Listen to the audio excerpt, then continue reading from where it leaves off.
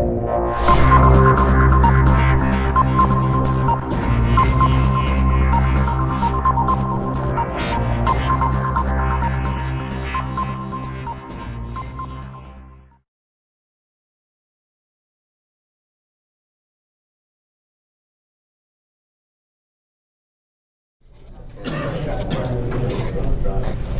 unusual to get down to South Carolina, North Carolina, you know. Before we get started with the meeting today, I'd like to read to you a thank you card that we received. It says, please extend our sincere gratitude to you and the members of the Council of the City of Latrobe for the meaningful proclamation to Dawn at the council meeting January 13th, 2014. Thank you again. Sincerely, Jan McGuire and family. Our first order of business is we invited the applicants to fill the 2-year term that was vacated when I became mayor. The 5 candidates that expressed an interest are Richard Jim, John, Jack Murtha, Madeline Smith, Eric Bartels, and Robert S. Stuffy Forish. Mr. Murtha stopped up at the last council meeting and advised us that he was not going to be able to make it today. I don't see Mr. Jim here. In no particular order. Madeline, would you like to say a few words? Yeah.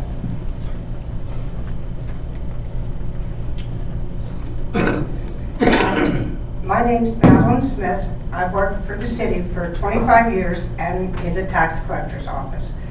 I will say that I had a wonderful opportunity of working with our residents. They have seemed to be able to tell me what they like and dislike about our town, which I feel I could be a good input into the city with my experience working with and around the city of Latrobe residents. And therefore, I feel I'd be more than qualified to take the seat for the next 2 years. Thank you, and that's all I need to say. Thank you, Madeline. Eric?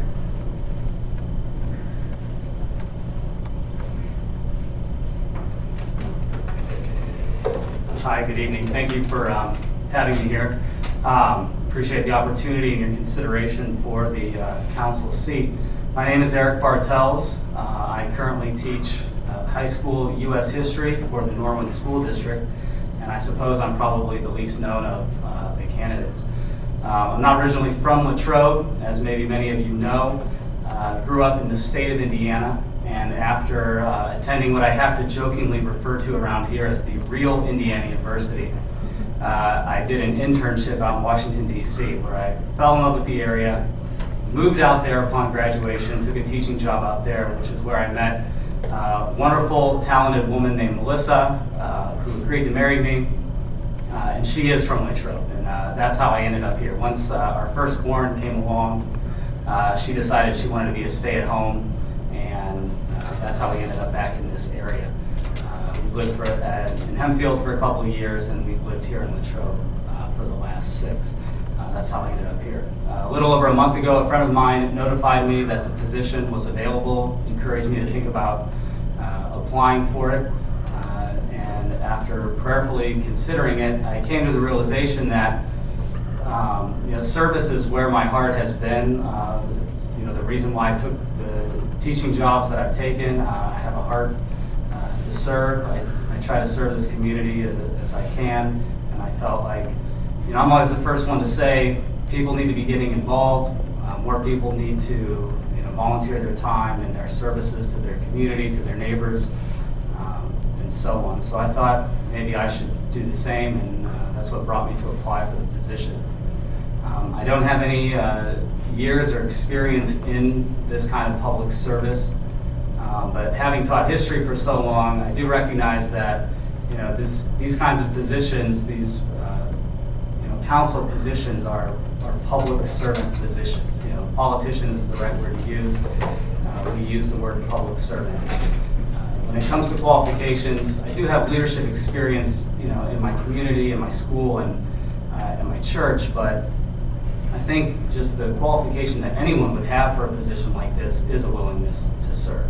And so that's what I suppose I'm bringing to the council should you guys choose me for the position. In terms of vision for Latrobe, in the 12 years that I've been coming in and out of this community, I've grown fond of its rich history. It's amazing some of the things that have happened and taken place here in Latrobe. And as public servants, I'm sure you guys would agree that you have to think constantly that our best days are always ahead of us and always are on the horizon. And I think it's great that people are willing to be a part of that, and I'm eager and willing to be a part of that as well. So I thank you for your consideration and the time you've given me. Thanks. Thank you, Eric. Robert? Thank you, Rosie. Mayor and Council, as you know, I've served for the past 4 years on City Council. I've sat with numerous meetings. We have gone through things. We have gone through changes. I feel that my position on council, I brought to the floor a strong ability for the construction and stuff that we have had in the city. As I've had numerous conversations with Joe Bush on certain things we have done. Things have been changed different ways than what our engineers wanted us to do, and we have saved money and got more things accomplished by going by my views. Let's face it, we are not Hempfield Township, we are not Derry Township, we are not Unity Township. We have us a little square mile here of 2.3 square mile. Our economic growth and growth to the city itself for income is limited. And this is something that us as council has to work at. And I feel that the 4 years that I sat here on council, I have come to feel the abilities, what we can and cannot do. I've lived in this city for most of my life, since we migrated from Kansas when I was 5 years old. That's what Mama gets for marrying a Yankee. But this is what you have me. And I still feel that I can spend the next 2 years helping us go through some of the decisions we made as the past council and go through and fulfill them and generate them into the future of our city and help it grow. That's all I have to say at that. Thank you, Stuffy. Does anybody on council have any questions for any of the candidates that are here tonight?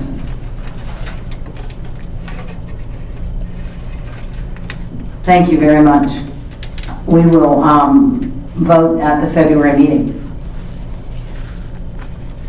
Okay, what's next?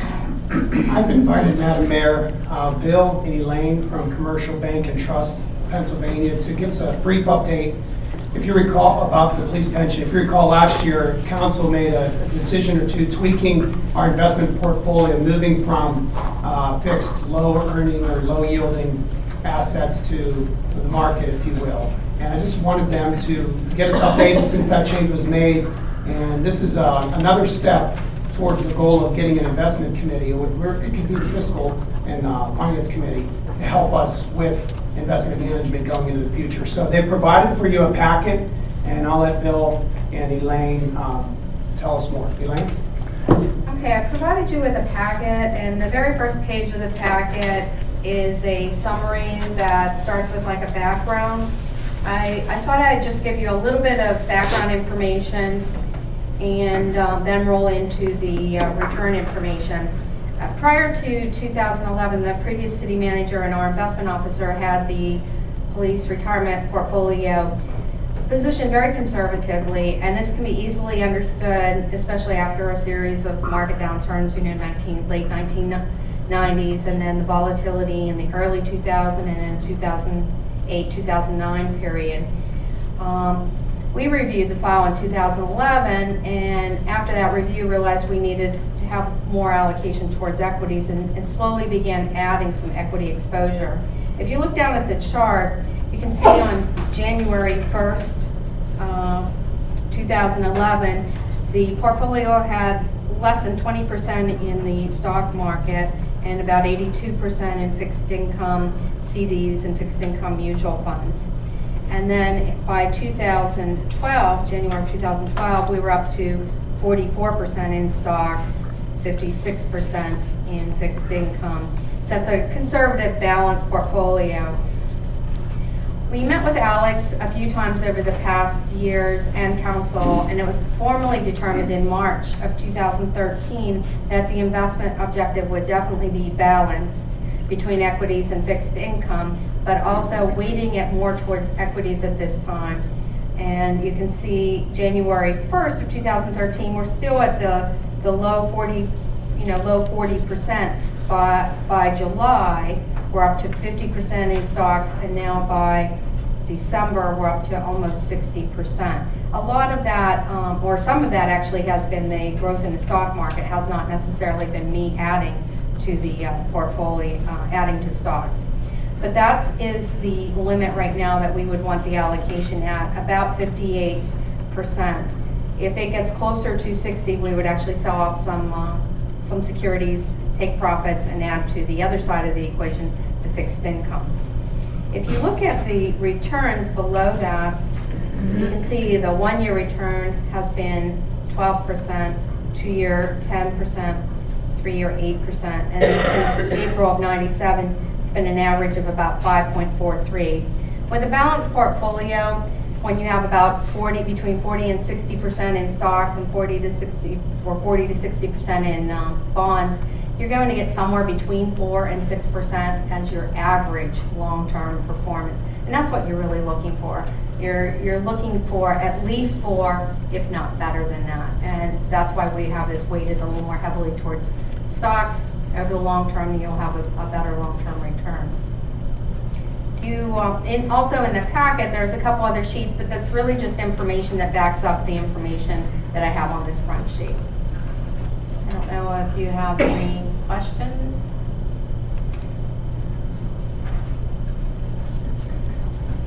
Our average return is 5.4%, is what it said, since 19, not average, I guess the Since 19. collective, yeah, since inception. Right, but it was positioned very conservatively, like I said, prior to when I arrived. And I'm not sure if you suffered very much in 1999 when the market took a nosedive, so I don't know how the portfolio was positioned then. So, but that's actually not bad.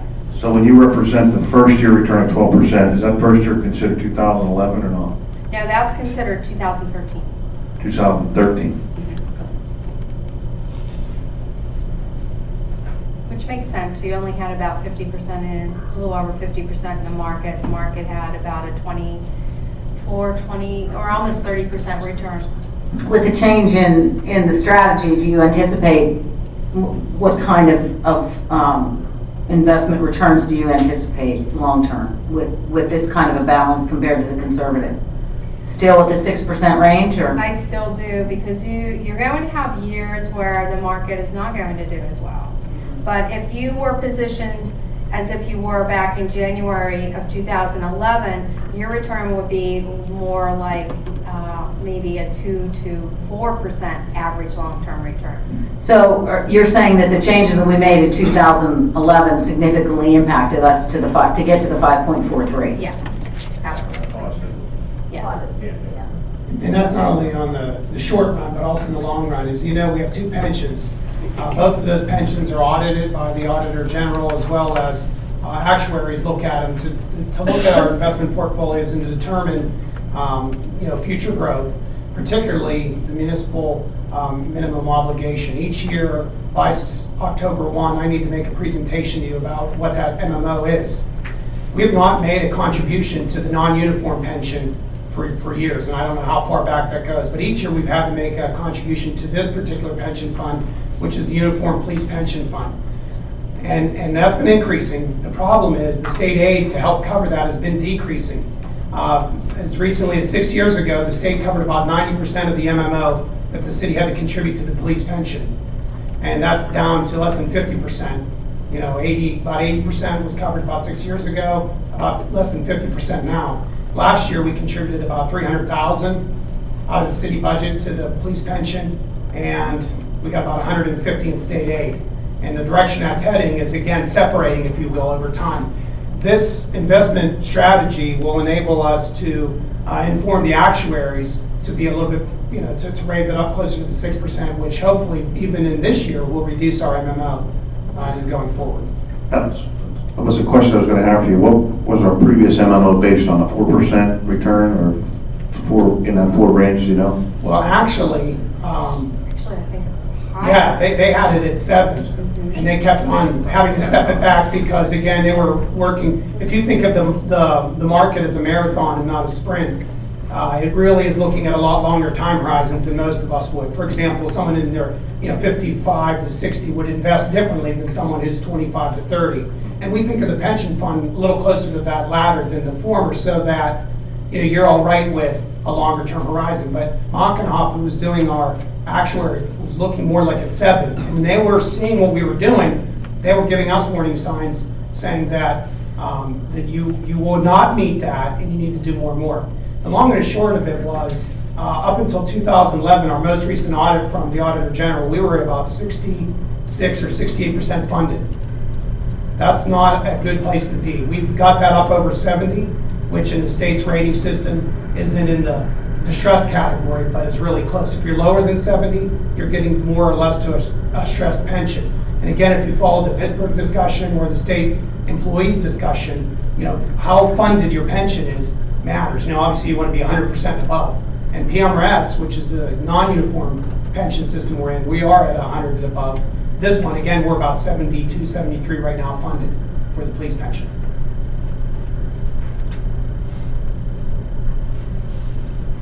Anyone else have any questions or anything you'd like to add? Would you recommend that we stay with this strategy into the next year?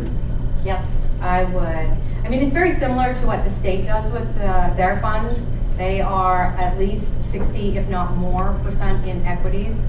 And when you manage money for centuries, you really need to have this balanced portfolio, and it does need to be more heavily weighted towards equities. And we're balanced now, correct? Yes, absolutely. You are definitely balanced. Yeah. Bear in mind, too, that your obligations to your pensioners on an annual basis are somewhere around 3.5% of the overall fund. So, as Elaine had stated earlier, if you're going to be more conservative in this day and age, you're probably going to get a 2 or 3% return just because of the interest rate climate. You would not even meet your pension obligations if you were to back off of this strategy. That's why we were at 60% funded. Correct. Yeah. In a nutshell, yes. Could I ask a question now? Sure. If the market should take a serious downturn, are there triggers that say to you, maybe we need to reevaluate how we have things positioned and make moves to try to counteract that? Well, with the balanced allocation, we could, if we thought the market was, overvalued, we could start backing it down to maybe only having 40% in the stock market and 60% in bonds. You don't want to go back to where you were with only having 20% because it's too hard to time the market. There's more risk by being out of it than there is by being in, yes. Because it recovers very quickly. When it takes off, it'll do several % in a day.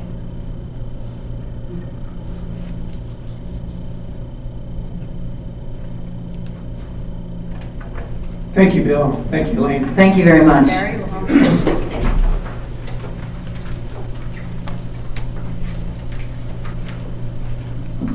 Going back to the memo that you have before you for the council, you decide at the first part of the February 10th meeting appointing a new person to fill the 2-year vacancy on council.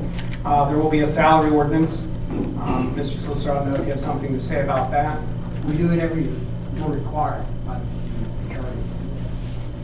And then we'll also be doing what we deem as catch-up. During the year, we will tweak the code in various areas through resolution and so forth. And then once a year, we adopt an ordinance to kind of codify all of that work under the Chapter 256. And I don't know if you have something to mention on that. Vehicles and traffic, again, we've done it every year in the past. Very good. Lastly, under the old business section for the February 10th meeting, there are an opportunity to appoint a couple positions related to boards and councils and so forth. And I think at least the Planning Commission, we will have a new name, it looks like, for that position.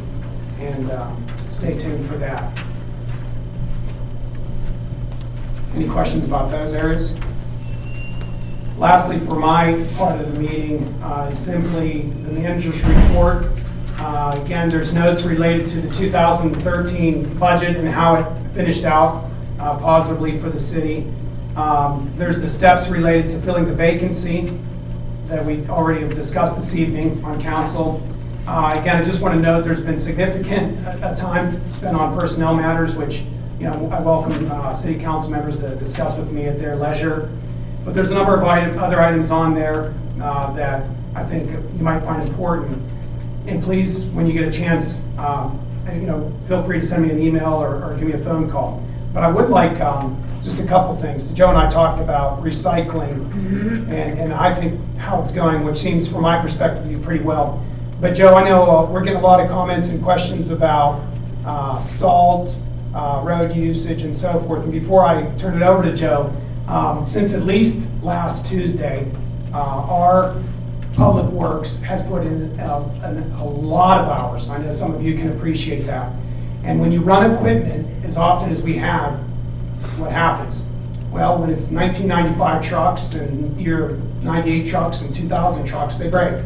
And one did on, I think, Tuesday or Wednesday, which we normally have a 3 truck rotation in the system. We do 3 routes concurrently in a snow event. One of them has been down since last week, since last Wednesday. The parts are in order. It's hard to get parts for 1995 vehicles.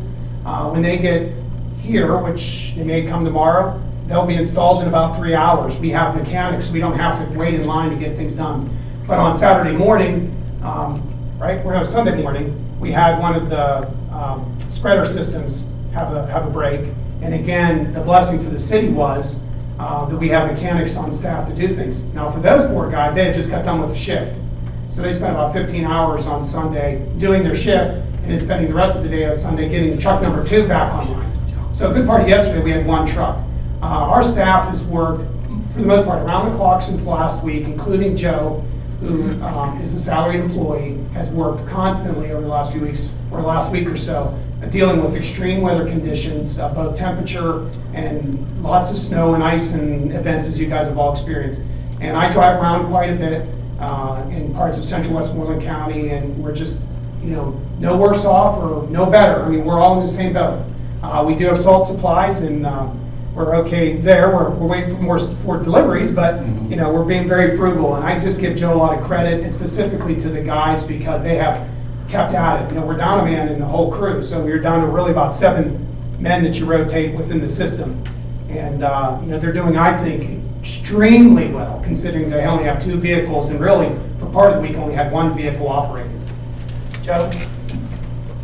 Well, thank you, Alex. I believe you covered about all of it. As a matter of fact, I had a phone call tonight from a local newspaper, and there was rumors that we were out of salt this weekend, and that's not true. But bear in mind, a lot of times, what you might feel is a need for us to put salt down, we don't put it down. There's a lot of things to look at. What's in our very near future, what the temperature is, what our supply is, what our resources are, what's going to happen 12 hours from now. So like Saturday morning, for instance, we didn't start putting salt down till 9:30 in the morning till the temperature went up to where I thought it was doing good. We don't have an unlimited supply of salt and money, but it is being monitored. And we do have salt, like Mr. Graziani said, and we are expecting 7 more loads. Hopefully they'll start rolling in tomorrow. And we still pre-soak our salt, which I believe has been a good move the last probably 12, 14 years. We pre-wet our salt with liquid calcium before it gets out, which takes the workability of the salt down to a much lower temperature, and it leaves a residual. And I think that's one of the reasons why we've been successful. And I appreciate everything the council has just remarked on. I just wanted to add to that. Joe texted me. I was in Columbus this weekend. Today's my son's 30th birthday. And Joe texted me Sunday morning to let me know what was going on, and I just wanted to tell him and his guys, you know, roads were worse in Columbus than they were when I got home on Sunday night. So, I mean, considering everything you guys had to deal with, I think you did a great job, and I'm sure everybody's really tired, but it just goes to show you the dedication that we have amongst our workers and Joe, so thank you. I just would like to remind motorists to be patient and cautious. Don't text or use your cell phone while driving. For homeowners, there's a right way and a wrong way to deal with snow. Do not put the snow on the street. Any snow that's on your sidewalk or in your driveway should remain on your property. Make big piles if necessary, but please do not push it out onto the street. Also be aware of the direction of the plow. It's different for every street. Because you don't want to be buried in, and after clearing your driveway, know which direction the plow is going and push it to the end so that it will go beyond your driveway and not cover your driveway again. Just some common sense tips. And the last thing is, please look out for your neighbor. If each able-bodied homeowner would just be considered of their less than able-bodied neighbor, there would be a lot less problems on the streets and in sidewalks and so forth. So, you know, just a little extra care and caution to that. But the motorists, please do not use any devices while you drive around. Give plenty of space to the plow trucks and be patient. Let them get their work done. I know a couple of years back, Joe, you remember this. Maybe you should put this in the paper. When they piled the snow up at the end of the streets and stuff like that. One time, one of the guys would drive down and noticed the kids were digging in the tunneled in there. So that's something that we should probably advertise. Remember that, Joe? I said that was scary. Yeah, be careful where you sled ride too. I've noticed some guys shooting out onto the streets. Do any of the residents have anything that they would like to add? Thank you. Thank you. Thank you. Mike has a question for you, Alex. Alex, how are we faring on the budget for 2013? I know in your report here, there's some items about whether we did or didn't make a general fund transfer. I know the final numbers aren't in yet, but in your opinion, how is the 2013 budget going to flesh out for us? Very well, and quite frankly, it's the earned income receipts that we received. We've discussed this a number of times. We budgeted, I think, $750,000 for the earned income, and that was at the rate of 0.65%. We actually took in about $980,000 in earned income. Now, some of that was a quarter left over, part of a quarter left over from 2012 and getting our collections caught up to date. But that only accounts for maybe 35 to 55,000 of the 985 or so that we collected. We've discussed our concerns about that. Were we collecting from outside the city for somehow? Well, immediately at the year end, we requested a list of everyone who paid earned income to the city of Latrobe. And the tax office, Madeline and Donna, worked extra to go through that list by hand, checking it with every record they had, and determined very, very few, a nominal amount went in our community, which you might expect out of a 5,000 person list, which you could assume the other side might be true. There may be some who paid into Derry Township and paid into Unity Township who are actually in the Latrobe ZIP and actually exist and live in the Latrobe. So I don't see that as significant. I feel real confident that we've just collected taxes from only the citizens of Latrobe. And so that number isn't something that should cause any concern. It's a bona fide number. And so it begins on the income side. On the expenditure side, just beginning with the icing materials, we budgeted $65,000, spent about $98,000. And that really came in December, big time. We had early November snows, and we had lots of nuisance snows throughout December as well. So we spent quite a bit on material. You know, as recently as 2012, we only spent $22,000 on the icing material. We spent $95,000 in 2013. We budgeted $65,000 for this year, so I'm kind of not too hopeful that we're going to stay under $65,000. We'll probably exceed that. We also overspent in the number of items related to the building, and we've discussed some of those in previous meetings. Maintenance and repairs of this building, in fact, we're down a compressor in this heating system right now, and we've got some decisions to make about replacing the system here, and I've discussed some of those. The server went down last January, so we went over on our IT budget as well. The net is, we're still looking at, we spent less than we took in for 2013, and I feel confident that's going to continue throughout.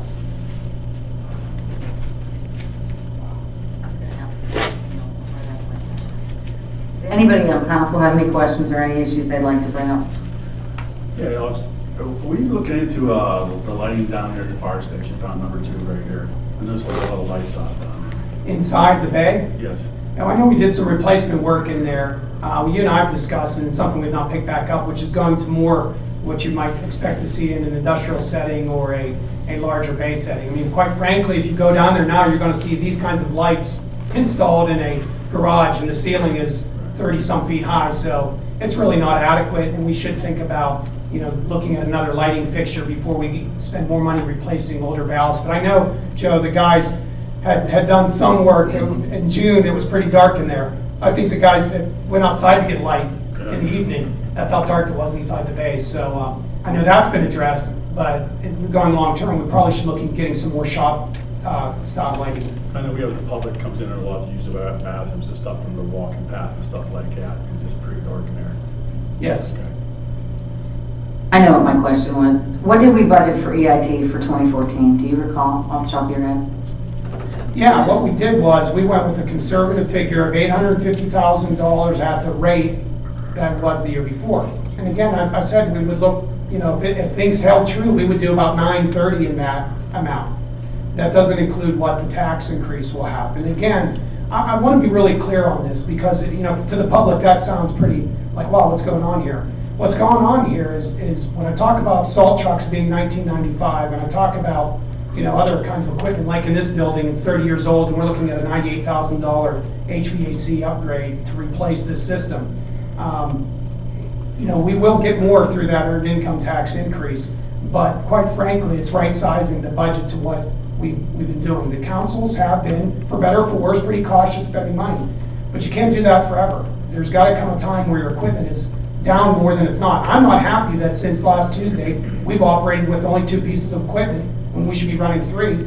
And even for part of that 1 piece of equipment, that's just not satisfactory, considering the need to make the roads safe for the public. So we've got to do better, and we will be frugal with that. We'll watch this year. We're not going to spend freely this year, but going into 2015, we may have an opportunity within the capital budget to seriously address some of these equipment issues and get caught up, if you will. And one of the things I would like to do, once we get a full contingent on council, is, we will set up a public works committee and a finance committee and some other committees, and those committees will be charged to look at those things and try to figure out what do we need and how are we gonna find the money to do those things. We want to have a long-term strategy, just like we talked in investments, and be really frugal about the way we think about those, and it's a 5-year and 10-year capital budget program. Anything else? Anyone else? Going once? Okay, that's it. We'll see you all on the 10th. Instead of buying blue,